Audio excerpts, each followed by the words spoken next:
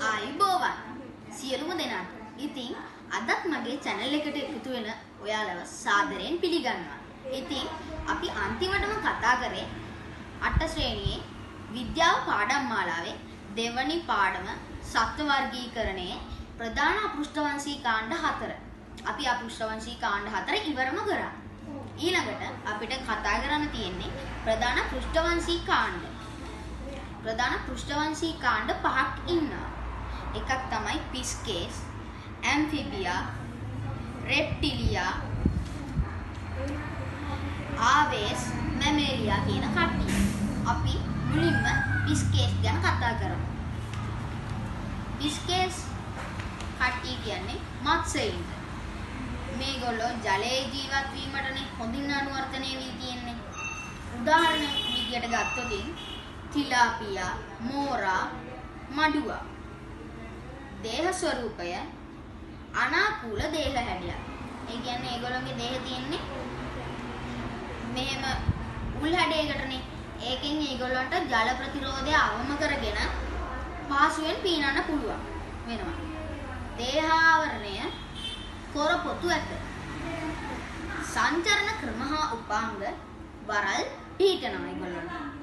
ශ්වසනය සඳහා කර්මල් නැත්නම් ජලක්ලෝම පිහිටලා තියෙනවා. විශේෂ ලක්ෂණයක් විදියට ගත්තොත් ඇස්පිය නොමැති ඇස් දරයි. ඒ කියන්නේ දැන් අපේ ඇස්වල තියෙනවනේ ඇස් පිහාටු. ඒ මාළුවන්ගේ මත්ස්‍යයින්ගේ ඇස් පිහාටු නැහැ. ඒක තමයි විශේෂ ලක්ෂණය. ඇම්ෆිබියා කට්ටිය ගත්තොත් උභයජීවීන්ට අයත් වෙන කාණ්ඩයක් මේක. මේගොල්ලෝ ජීවන චක්‍රයේ එක් අවධියක් විදියට ජලජ පරිසරයේ ගත කරනවා. ඒ කියන්නේ උභයජීවීන් කියන්නේ ජලයේත් ඉන්න පුළුවන්, ගොඩබිමෙත් ඉන්න පුළුවන්. නිදසුන් විදියට ගත්තොත් ගෙම්බා, මැඩියා, සලමන්දරා, පණුගෙම්බා. මේගොල්ලෝගේ මේ ඇම්ෆිබියා කාණ්ඩයේ ලක්ෂණ විදියට ගත්තොත් දේහ ස්වරූපය රූපාන්තරයක් සහිතයි. දේහාවරණය කොරපොතු සහිත ග්‍රන්ථිමය තුනී තෙත් සමක් දරයි.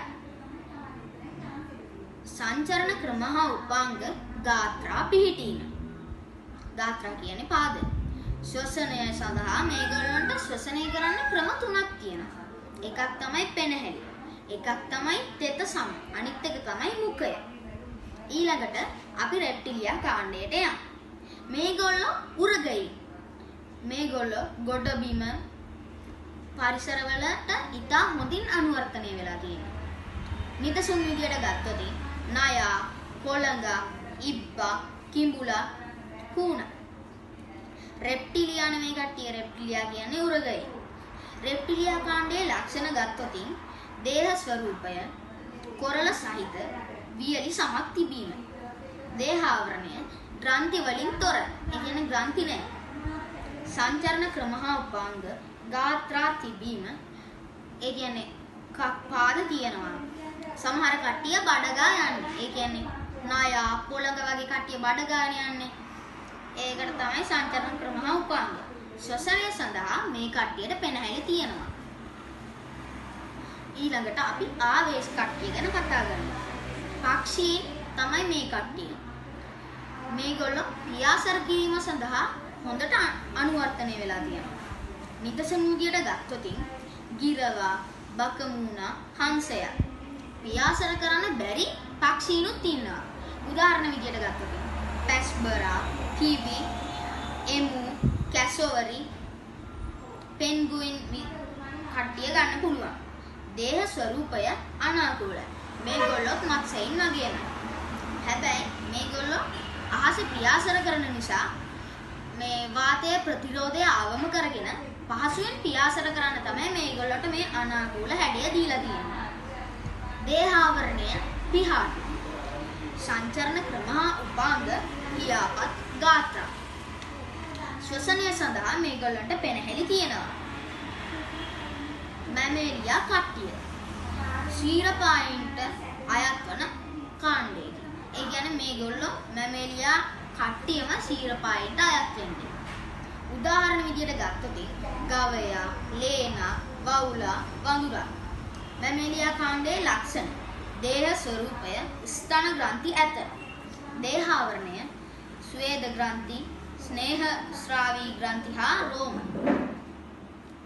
සංචරණ ක්‍රම හා උපාංග විදියට ගත්තොත් පියාපත් පාද. ශ්වසනය සඳහා මේගොල්ලන්ට පෙනහැලි තියෙනවා. විශේෂ ලක්ෂණ බාහිර කන්පෙති සහිත කන්නත. ඉතින් මං හිතනවා අද පාඩමත් ඔයගොල්ලෝ හොඳට තේරුම් ගන්න ඇති කියලා. ඉතින් ඊළඟට අපි 8 ශ්‍රේණියේ 3 වෙනි පාඩමෙන් හමු වෙමු. ඉතින් ඔබ සියලු දෙනාටම සුබ දවසක්. ආයුබෝවන්.